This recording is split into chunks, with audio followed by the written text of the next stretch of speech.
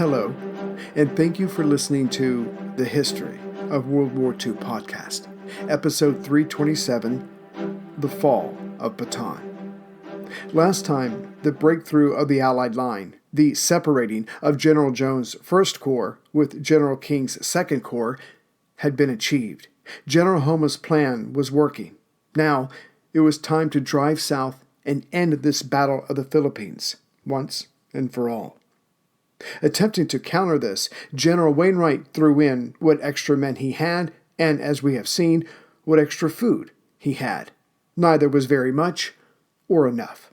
All this was reported by Wainwright to General MacArthur and General Marshall back in Washington. Sadly, the overall situation was even worse than Wainwright knew. Oh, his men tried. They tried to form lines, they tried to hold the enemy back, they tried to match the energy of the enemy, but could not. Lines formed and then fell apart after being hit directly or outflanked. The Allied artillery that had the Japanese shaking in their boots back in January were in want of shells. And of course, trying to keep up with the attackers in their movements was impossible due to the lack of strength. As such, soon some of the defenders were either on the various trails or roads heading away from the enemy, which meant south. But there was only so far they could go, or they melted into the jungle, which had its own dangers, but right now they paled in comparison. Still, the majority of the defenders stood their ground. There was still fight in them yet. Though April 6th had gone all the invaders' way, General King was eager to try again the next day.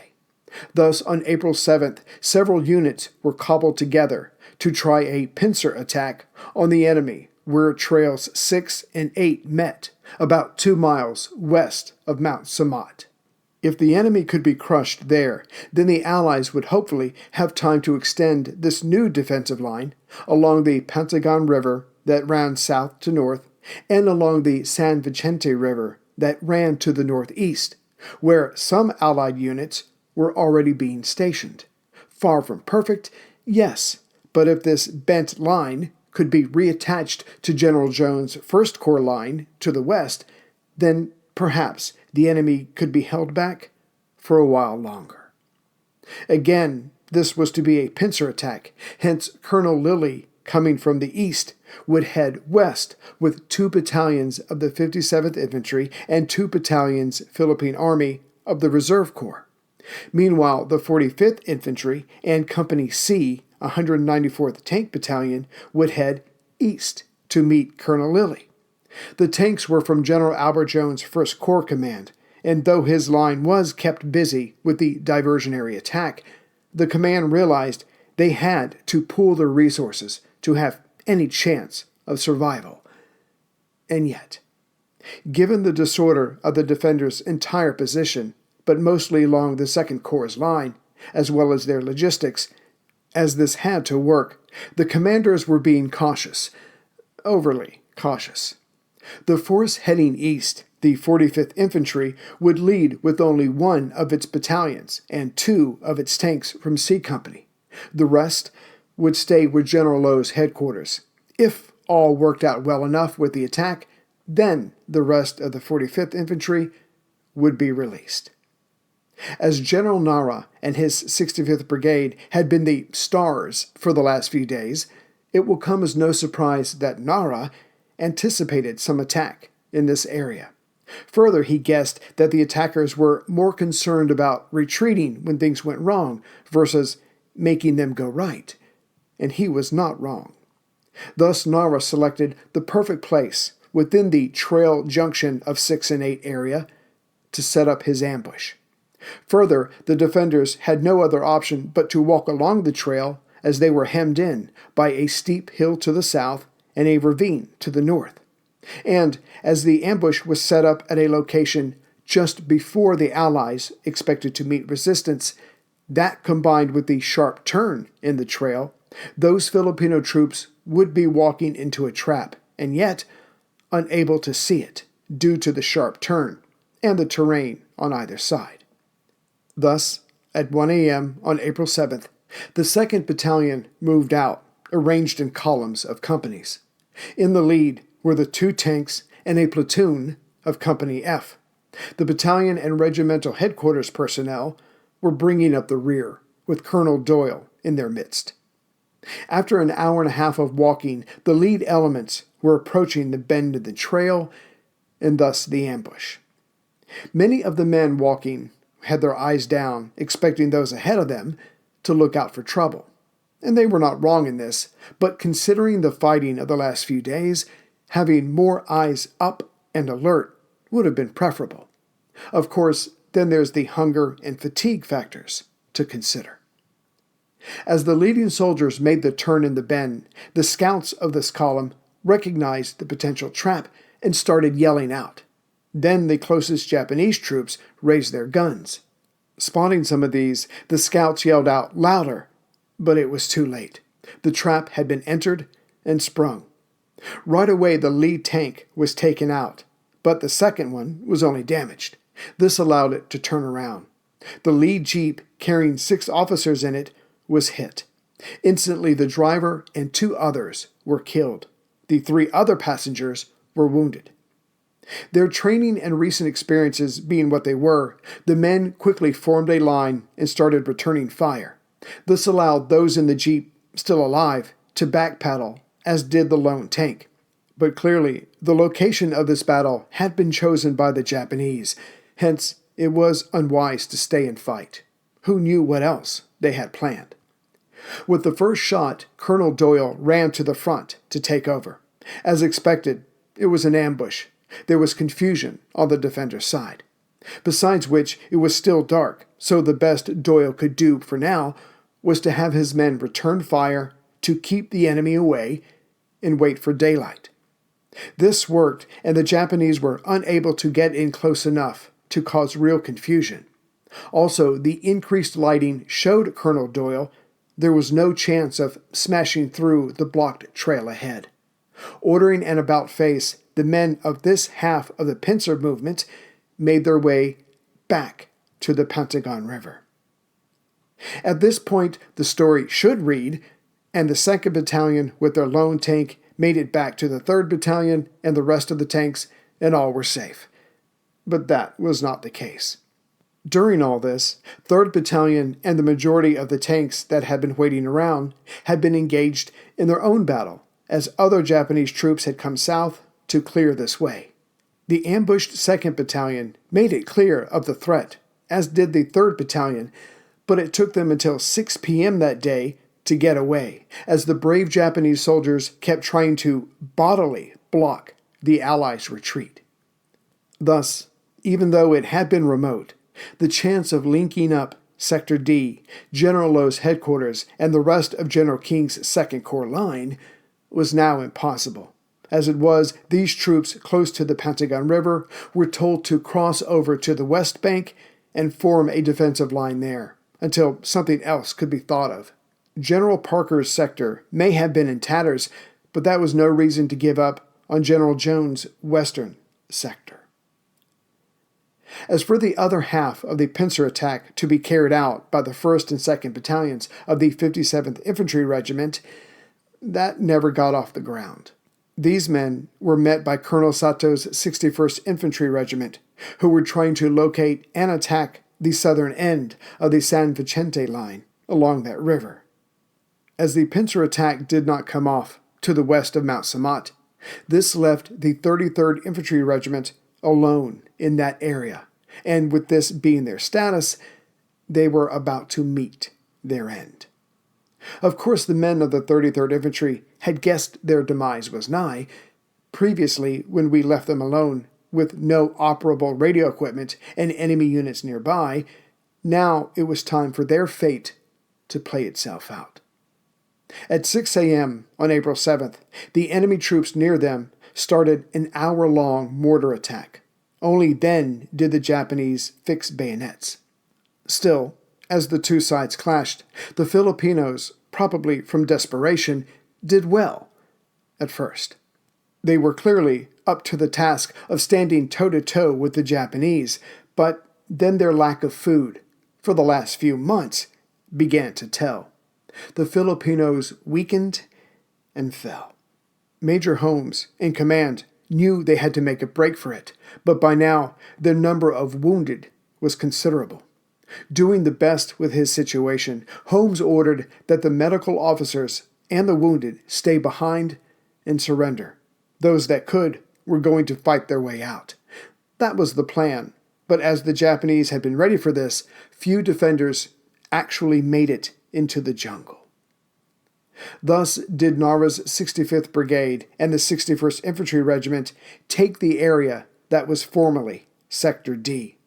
But this changing of possession took place at a snail's pace compared to how quickly the 4th Division and the Nagano Detachment attacked and took the newly formed and forming Allied line along the San Vicente River. Of course, this attack, like all the others, since General Homa had received supplies, namely shells, started out with an hour-long bombardment, joined by bombers overhead, who dropped 100 tons of explosives. Within this tonnage, at least 10 bombs hit General Hospital No. 2. It had been hit the week previous as well. 73 men were now dead, and of the 117 injured, soon 16 of them would be dead. Almost as bad for the surviving patients, their records, kitchen utensils, and medicines were destroyed. Staying with the San Vicente River line for a moment, after the artillery stopped and the bombers flew away, the Nagano detachment went in at 7:30 a.m. They slammed right into the 32nd Infantry Regiment on the right half of Sector C, which was barely hanging on. But after the shelling, those defenders melted away, heading south. This left the Nagano detachment free to turn to their left or east and hit the Provisional Air Corps Regiment in Sector B. As Nagano's men were led by tanks, and the American airmen had no anti-tank weapons, they too pulled back with little to no organization. As for Sector A, the fight there was not needed, as the Philippine troops there left after receiving their own intense bombardment from artillery and bombers.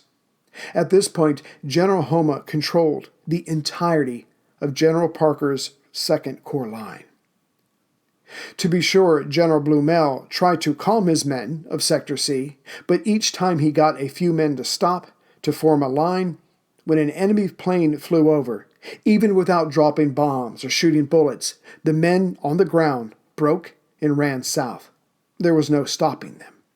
What remained of the far left part of the San Vicente River line fell just as quickly, but the American 31st Infantry fell back in reasonably good order to reform their line further to the southeast, but in front of the Mamala River, which is level with the town of Lemay on the coast. General King himself tried to stem this disorganized flood of men by taking the now horseless 26th Cavalry from 1st Corps back on April 6th, and he ordered them to help reestablish 2nd Corps' line. But when the San Vicente River line broke, King knew this line was hopeless. Thus he ordered all the men he could to get behind or on the south side of the Mamala River. This was to be their new line. By the afternoon of April 7th, as 2nd Corps' line crumbled, the Mamala River line had 2 lines of defenders along it, but that evening came the Japanese artillery shells and bombs. Seeing that it was about to be Sector D all over again, General Blumel ordered the men off the Mamala River line and to fall back to the next river, the Alingan, about 4,000 yards to the south.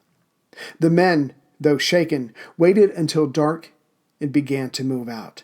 Blumel was hoping all stragglers would come his way and help strengthen the Alingan line. The men were expected to be in place by the early morning of April 8th. Seeing it was all but over, even the reserves had already been committed, General King told Generals Jones and Parker to take the last of their men who had yet to see any serious fighting, those along the beaches, namely the 1st and 4th Philippine Constabulary Regiments, and put them in the line. Problem was, he was ordering them to the Mamala River line, which was already breaking down. Further, General Wainwright was trying to build on this flawed plan by having General Jones of 1st Corps on the left-hand side of the peninsula take a large group of his men and push east, hopefully hitting the enemy in their flanks. But when General Jones was made aware of this plan, his response was, "General, my men are too weak to cross the Pentagon River, even if unopposed. And as for their heavy equipment, there is no way they can get that across." Still, he would try. He just needed 18 hours.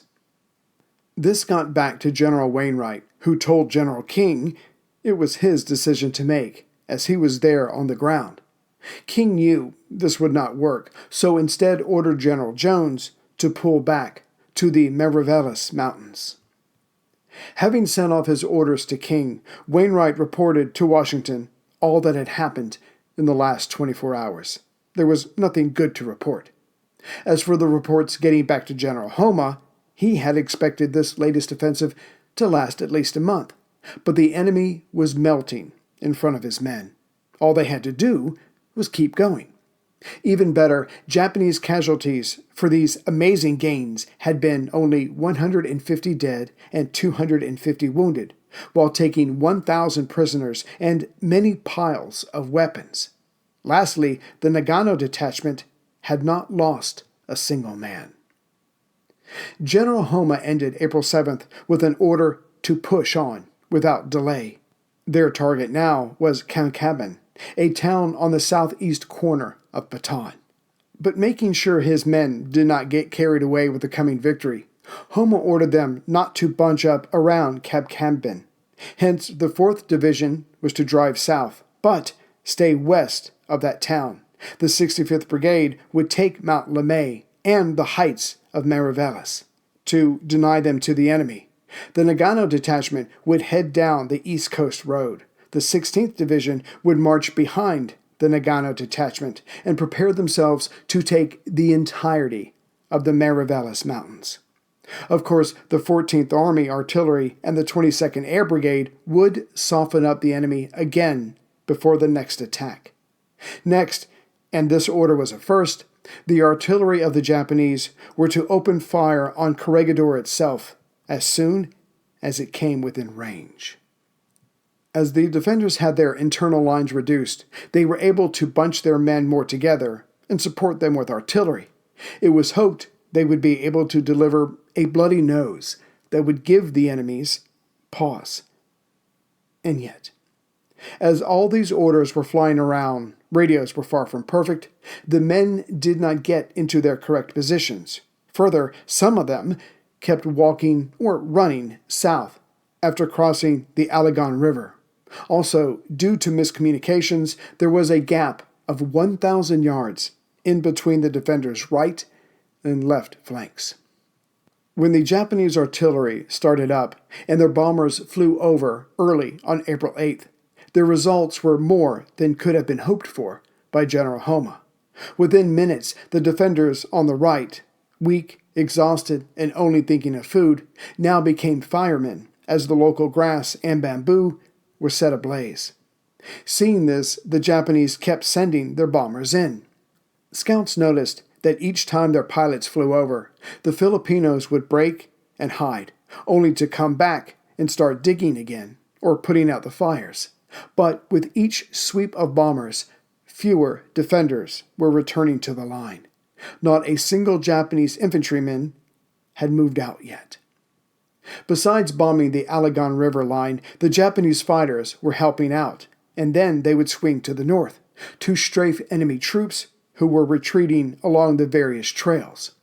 The men below were so bunched up, the fighter pilots could not miss each time they depressed their triggers.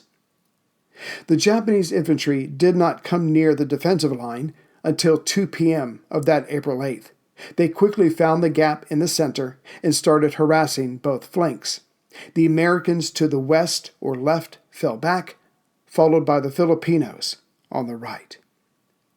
Through all of this, the 26th Cavalry and the 14th Engineer Battalion were having some success, like when they were able to hold up a column of tanks or take out the lead infantryman of the approaching enemy. However, as they had no anti-tank weapons or ammunition, not much could be done to exploit this. As for the Japanese infantrymen, when stymied, they either hunkered down and called in artillery or flanked the confused formations of the defenders. By that afternoon, General Blumel knew holding the Allegan River line was impossible. To be sure, the defenders' 75mm guns and tanks were still fighting to good effect, but with little to no infantry support, they soon became overwhelmed and had to be pulled back. For the defenders, everything from coordination and communications were in shambles. General King did not know until 6 p.m. that the Allegan River line was broken and that the Nagano Detachment and 4th Division were pushing south along the East Coast Road and Trail 20, which also runs south but a few miles inland from shore. Doing the best he could with what he had left, General King ordered the Provisional Coast Artillery Brigade to be the heart of his next line just north of Cab Caben. That is, after they destroyed all of their anti-aircraft weapons they had that could not be carried. By this point, Generals King and Parker were working at cross purposes, as each tried to form a line in different places. When this was discovered, Parker made it clear that his men were at the end of their tether. King took from this that the Second Corps was shattered beyond hope.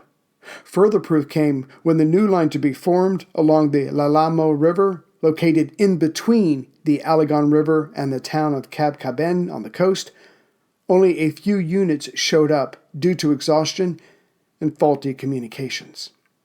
Now, truly desperate, General Wainwright ordered Jones' First Corps in its entirety to go on the offensive. Not that he thought this would change anything, but it had been an instruction from MacArthur should things get this bad. This was MacArthur being MacArthur. The next part of the instructions read, hopefully supplies taken from the enemy would result from this surprise offensive, and if not, the men could then melt into the jungle to become guerrilla fighters. But first, Wainwright sent out his intentions to go on the offensive to MacArthur and Washington, hoping someone would tell him not to proceed, as it surely would not work and only get men killed. No word came, so he ordered the offensive. Word of this was sent to the corps commanders, but Jones replied to General King that his men were currently in the middle of retreating and had to set up a new line. Besides, they simply did not have the strength to engage the enemy. King accepted this without argument. The order to attack by King was not issued. Hours went by. When Corregidor heard nothing of the attack, Wainwright had his chief of staff, General Bebe, telephone Jones. The First Corps commander confirmed that he had not received the order to attack. General King found out about this call at 3 a.m. and on April 9th called Wainwright himself. Putting it bluntly, King asked Wainwright, "Am I still in charge of all the forces on Bataan?" King confirmed this. There was no talk of the offensive. However, Wainwright believed that the attack would go forward, in whatever shape it was possible. This conversation was the last communique between Wainwright and King. What Wainwright did not know was that his conversation with King was made moot by King's actions earlier that day. Late on April 8th, King, who knew the cause was lost, had actually sent his chief of staff, General Funk, to talk to Wainwright. At this level, even in the military, it's all about politics. So while Funk never said, "I'm seeking permission to surrender," that was the main reason for the visit. After all, the right half of the line had been broken, allowing the Japanese pretty much access to the southern tip of Bataan, and that meant access to the 12,000 patients in the various hospitals and the fate of 78,000 men, not even considering the tens of thousands of refugees.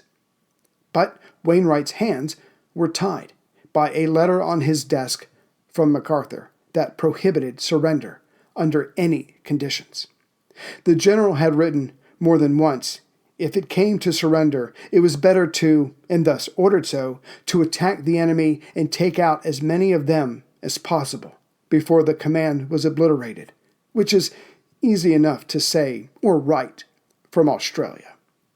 Thus, Wainwright's conversation with Funk ended with, there will be no surrender, and a counterattack was to get underway. Funk walked away with tears in his eyes. If these orders were carried out, tens of thousands of men, their men, were about to die.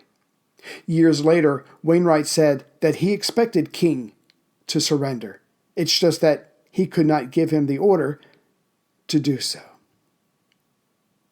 Exactly when General King decided to disobey Wainwright and surrender is not known. Surely the writing had been on the wall for days. But at 11 p.m. on April 8th, King spoke with his chief of staff and his operations officer.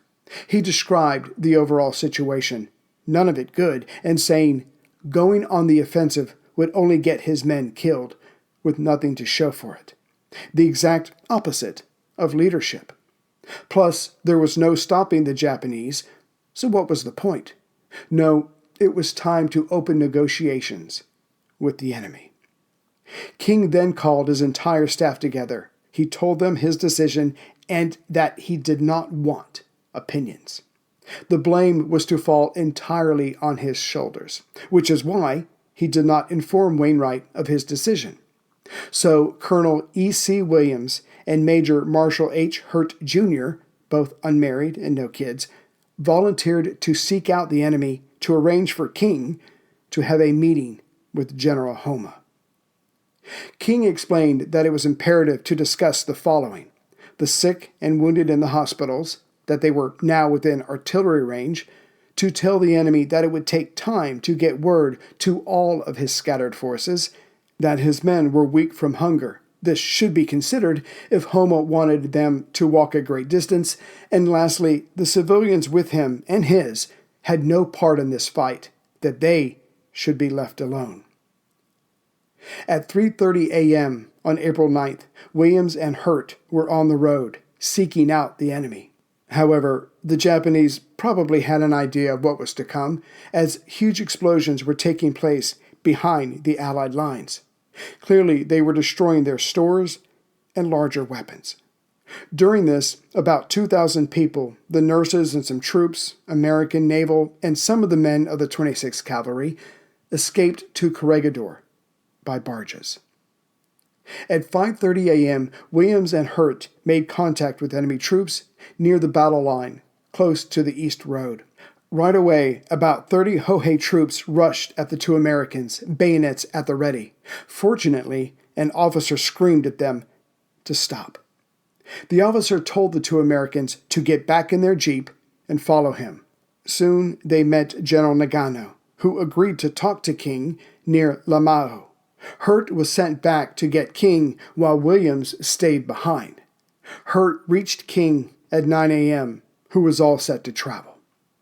Remember, back at 3 a.m., King spoke to Wainwright, and there was no talk of surrendering. In fact, it was the opposite. Still, by now, at 6 a.m., Wainwright found out what King was up to. His reaction was to yell at a staff officer, "Go back and tell him not to do it." But by then, Williams and Hurt were already on their way to Nagano, and King could not be reached by radio or telephone. Hence, Wainwright wrote to MacArthur, "At 6 o'clock this morning, General King, without my knowledge or approval, sent a flag of truce to the Japanese commander. The minute I heard of this, I disapproved of his action and directed that there should be no surrender. I was informed it was too late to make any changes, that the action had already been taken. Physical exhaustion and sickness due to a long period of insufficient food is the real cause of this terrible disaster. When I get word what terms have been arranged, I will advise you." Later, Wainwright never criticized King. At 9 a.m. on April 9th, King, in his last clean uniform, left to meet General Nagano. Because of the attacking planes overhead, by the time King reached General Nagano, he was as disheveled as a private on the front line. This was indicative of the entire campaign. As the planes kept attacking, it took 2 hours for King's jeep to travel only 3 miles. King reached Nagano at 11 a.m., who informed him that he was unable to negotiate on his own authority. Soon, a representative of General Homa arrived. This man, Colonel Nakayama, was less friendly than Nagano and only wanted to discuss complete surrender of all Allied forces. King retorted that he could only offer the surrender of the forces on Bataan. This did not please Nakayama, who kept repeating all forces must surrender voluntarily and unconditionally. King assumed after an hour that this meant his men would be treated fairly under the provisions of the Geneva Convention. Hindsight allows us to claim something was lost in translation. Either way, King had very little choice. Each minute, more of his men were needlessly dying. Thus, at 12:30 p.m., King turned over his pistol. His saber had been left back in Manila, and surrendered all forces on Bataan. But in time, it would become apparent the view of the Japanese of this end of hostilities was very different than the American version, like the difference between the terms hostage and POW. Postscript. General Edward P. King, born in Atlanta, Georgia, on July 4, 1884, was a grandson and nephew of Confederate soldiers of the American Civil War. Having an intense fascination with history, as many military men do, along with his pride in his Southern heritage, King was more than aware that April 9th was the same day that General Robert E. Lee surrendered his forces to General Grant at Appomattox. Thus Lee's phrase, "There is nothing left for me to do but to go and see General Grant, and I would rather die 1,000 deaths," was foremost in King's mind. Still, there was nothing for it. He rose, walked to his jeep, and drove towards the enemy. King would spend the next 3.5 years as a POW. He was mistreated due to his rank and because he had surrendered. Expecting to be court-martialed after the war, instead he and Wainwright were treated as heroes. Though they had lost additional men after surrendering due to Japanese mistreatment, General King's defiance of MacArthur's orders saved many lives.